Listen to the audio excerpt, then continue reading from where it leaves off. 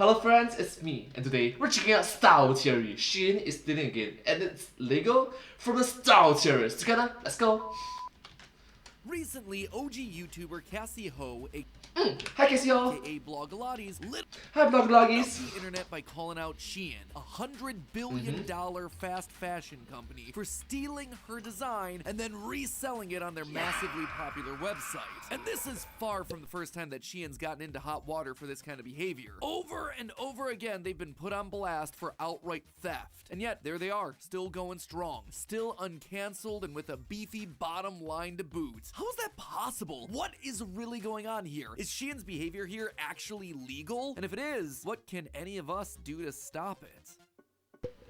SHEIN logo, style logo. Huh. They are very similar. Hello, Internet! Welcome to Style Theory, the show that always shows up for a trend fashionably late. But enough about my time management skills. Let's talk about the dumpster fire that is SHEIN, the world's largest fashion retailer as of 2022. A brand that is now valued at $100 billion.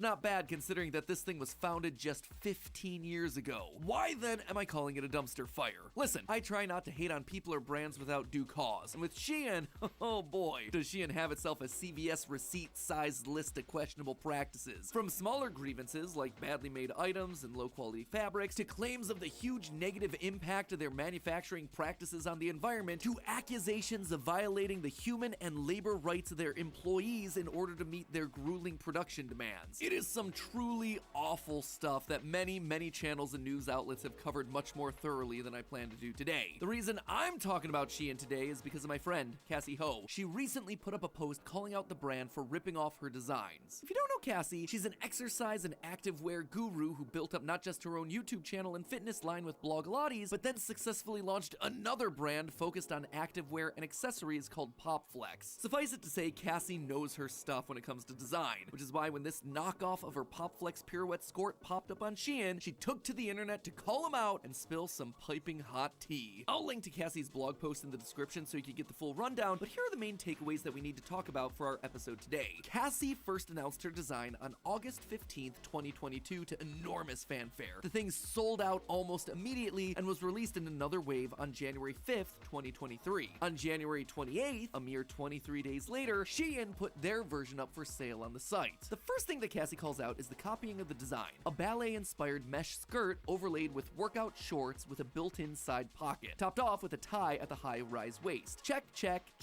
and check. But that's not all. She then brings up a second equally interesting point here, the photos. From using a model that looks like Cassie to recreating the style of the official PopFlex photos, SHEIN was not exactly being subtle in their recreations of not just the product itself, but also the marketing materials around it. As I mentioned before, Cassie's not the first person to be copied by SHEIN, not by a long shot. In July of 2021, the designer behind the brand Alexia tweeted this side-by-side comparison of their handmade sweater versus the item that was being sold by SHEIN. Just a month earlier, designer Mariama Diallo of Sincerely RIA posted about their dress popping up. And again, when the designer of Transformations by Tracy on Etsy posted, "It's a knockoff of my silk lace cami to the T. It's exactly the same." And heck, over on Instagram, designer Bailey Prado has basically been a one-stop shop for designs to rip off. As the post states, quote, "@SHEIN official copied my whole life. There are over 20 of my designs that were directly copied. Having SHEIN rip off your stuff is apparently a rite of passage in the fashion world. Congrats, you've made it. Now too bad we're ripping off your livelihood." Obviously, this is going way beyond just being inspired by other people's work. This is a case of SHEIN blatantly ripping off other designers. I mean, you can see it, right? From the actual outfits down to the aesthetics of the marketing. So how is it that SHEIN keeps getting away with it without facing a torrent of lawsuits that would bankrupt the company? And more than that, can you actually copyright fashion? That's the mystery that I, fashion detective Matt Pat, am here to solve today. Folks, it's time for a full frontal foray into the fascinating and ferociously fraught world of fashion fraud. That means a lot of F. First off, let's be clear about one thing. There are lots of different kinds of illegal copying that can happen when it comes to clothing, and as such, there are lots of different routes you can pursue when it comes to potential protection. For instance, there are those companies that have designs that are covered by patents. This is extremely common for it to happen with certain kinds of performance athletic wear. For example, if Nike suddenly comes up with some kind of amazingly innovative shoe that makes the runner able to reach sonic levels of speed, they're going to consider that a new invention and apply for a patent to protect it. Patents largely break down into one of two categories: utility and design. Utility patents generally cover new inventions, like a faster shoe, a purse with a stronger, more durable strap, or other things that affect how useful an item is. Design patents, on the other hand, cover things on the basis of appearance, but it's notoriously difficult to get these sorts of things for clothing items specifically, since they have to prove that they're completely unique from any other existing design in the history of ever. They can also not be seen as an improvement over something that existed previously. Even major brands like Gucci tend to only hold patents for their accessories, mainly watches here in the US, while needing to go over to Europe to patent their bags. In fact, according to Christiane Schumann Campbell, writing for the Legal Intelligencer, quote, "Apparel designs are generally deemed unpatentable." So does this then mean it's open season for any company looking to rip off someone else's fashion design? Not quite. You see, while apparel fashion designs are hard to protect with patents, they can be considered artistic expressions that can be protected by copyright, the same way we protect other forms of creative expression in books, movies, music, and online video. But that then opens up a whole suite of questions. What constitutes original artistic expression? Is the shape of a simple t-shirt something that can be copyrighted? Probably not, but then what about the pattern of the colors on that t-shirt, or the design that's printed on the front? At what point does something become an original work in the field of clothing? And then from there, what about being inspired by other people's work? Like with any other creative field, fashion design involves a lot of gray area, with people taking inspiration from other designs to incorporate into their own looks, whether it's something as simple as using the same color, or going as far as to imitate, or yes, even copy certain elements and inserting them into other pieces. An oversized sleeve, an interesting neckline, a dropped hem, a little bit of color blocking. In 2002, Oscar de la Renta did a collection of cerulean gowns, and then cerulean quickly showed up in the collections of 8 different designers. It's a well-known thing that by putting your design out into the world, people can, and if it's good, will take inspiration from it. That's just how it goes. But in the world of fashion, where does taking creative inspiration end and copyright violation begin? Speaking of legal actions, I might be making the enemy of some big companies with this episode, so please hit that subscribe button so they see that we theorists are many and not to be trifled with. Did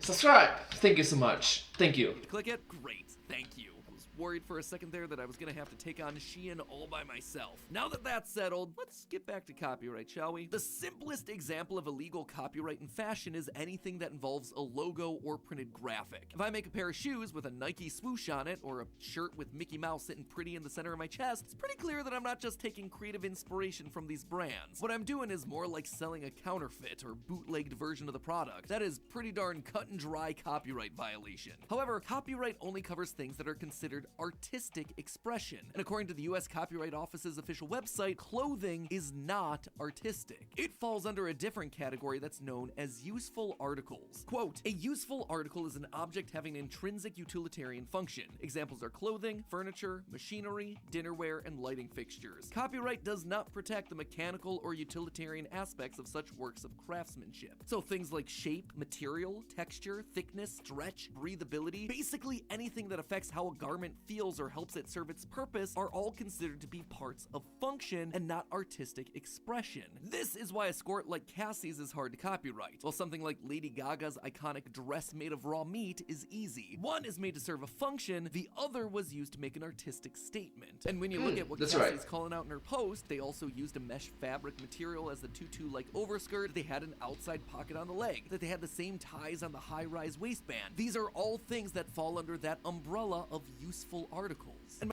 Oh, the more you know, I guess. The more you know. I honestly didn't know about that. Thank you so much, my pet, for educating about these things. Thank you.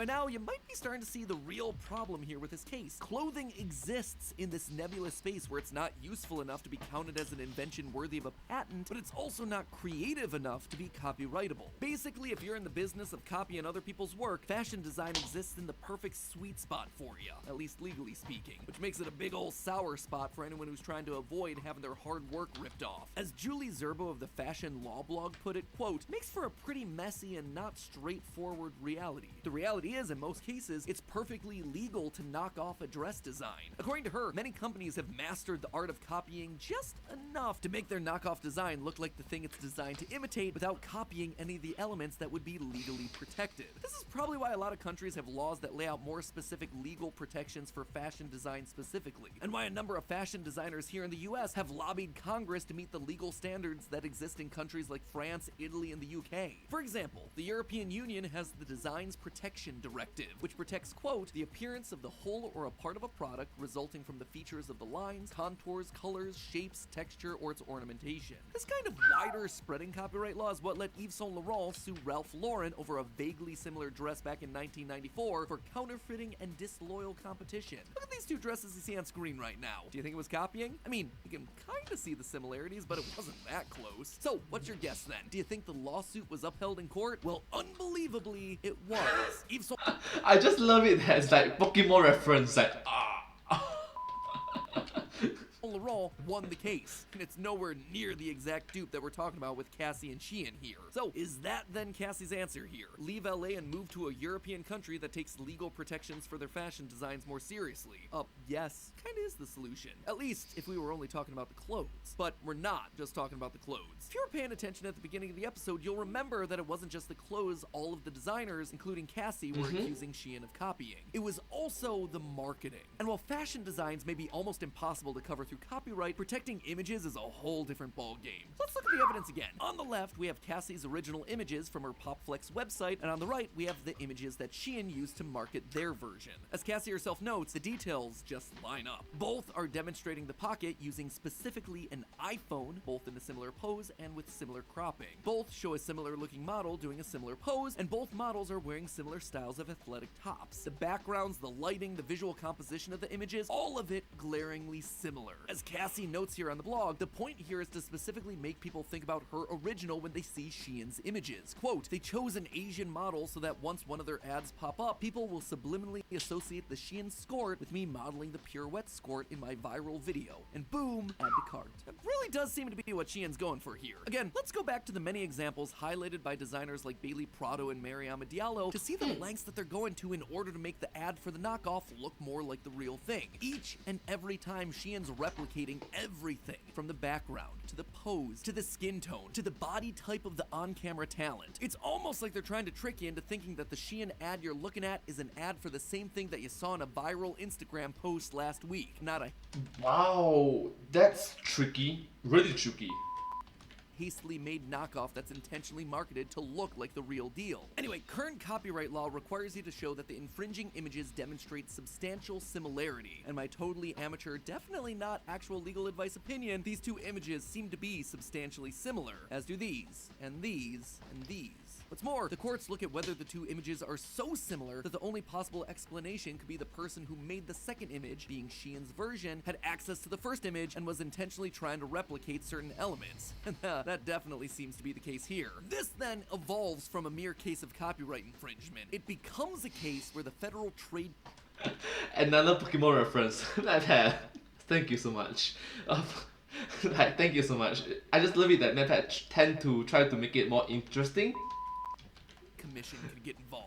Yeah, the same FTC that wants to make sure that every influencer is disclosing when they're hashtag sponsored also cares a lot about ads that are intentionally designed to mislead the consumer. And SHEIN knows this, which is why when the internet decides to rally together in support of these smaller designers and bring attention to what SHEIN's doing, SHEIN pulls the designs from the website as if they never happened. And they're not just pulling those designs down for legal reasons either. They're doing it for the PR. The rise of SHEIN has been mostly thanks to Gen Z. See, their target demographic is women under 25. And while these Gen Z shoppers are definitely budget conscious and thus drawn to SHEIN's low prices, Gen Z shoppers tend to be ethically conscious as well. They're consumers who care about how their products were made. Are they sustainable? Are they authentic? Well, those right there are two tests that SHEIN fails hard. Don't think that I forgot about the giant OSHA elephant in the room that I mentioned at the top of the episode. A recent undercover documentary by UK Channel 4 reported that the workers who spend all day cranking out SHEIN products in China really do spend all day cranking out SHEIN products, working in 16-hour workdays and only 1 day off per month, all for a paycheck of around $572 a month. Now, China's already famous for having some grueling work hours, but according to CEICdata.com, the average Chinese worker clocks in at about 9.58 hours a day and earns about $1,393 a month. That is an alarming difference from the numbers that are coming out of SHEIN's factories. Maybe I should do a whole episode about how bad SHEIN is. Let me know down in the comments if that's an episode of Style Theory that you'd like to see done in the future. For now, It's like, heck yeah, roast them, Matt Pat.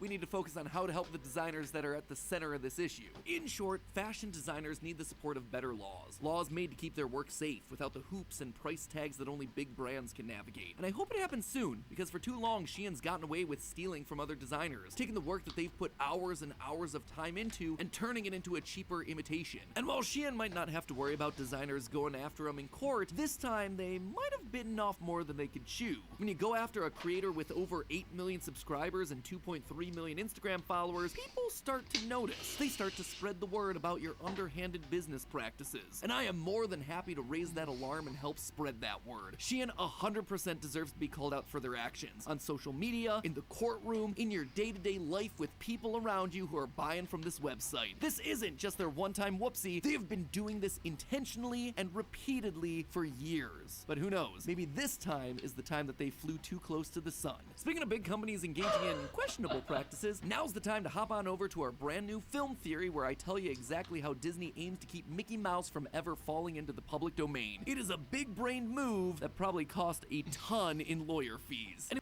Yeah, big brain move.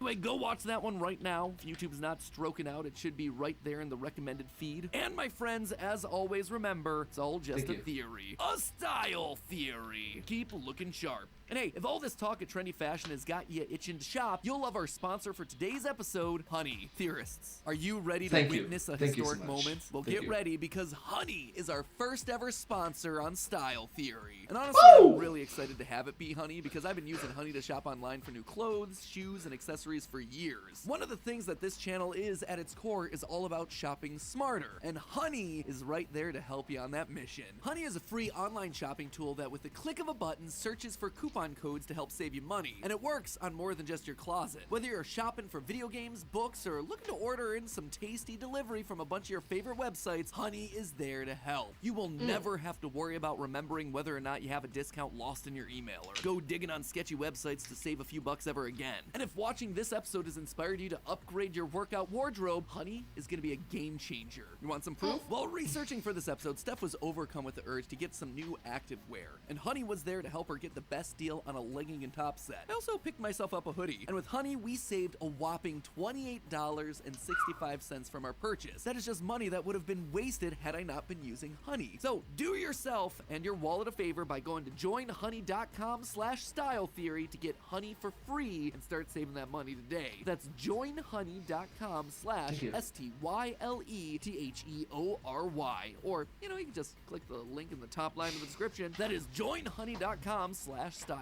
Theory. Start saving money today. Well, thank you so much for watching this video. I hope you find this video quite interesting to watch. Let's see what is the comments interesting about this video. You will never... Oh wait, this is not this one. This is SHEIN, yeah, this one. Blogologist actually replied. Thank you, Matt, and... Oh, read more, sorry. Thank you, Matt, Steph, and the Theorist team, the Style Theorist team for putting this together. It was such a surprise and an honor to be on your channel. Yeah, thank you. I'm getting emotional as I write this because your support and friendship means so much to me. This episode was so well researched and executed. Right now, the only thing stronger than the SHEIN monster are the collective dollars we're using to feed them. It's like consumers say they want one thing, sustainability, better working conditions, etc. But their spending habit tells a completely different story. So it's weird, murky situation. But this story ends over. To be continued. Wait, is it really her? Is it actually her? Oh, it's actually her! Oh, I guess, the more you know, I guess. Thank you so much for watching this video. I will find this video quite interesting to watch. But hey, that's just a theory. A style theory. Keep looking sharp. Thank you. and I hope to see you all in my next video. Once again, please remember to comment, subscribe to my channel, like, share, subscribe, comment, follow, and yeah, you know all the rest. Thank you so much. Thank you. Kaboom! Subscribe!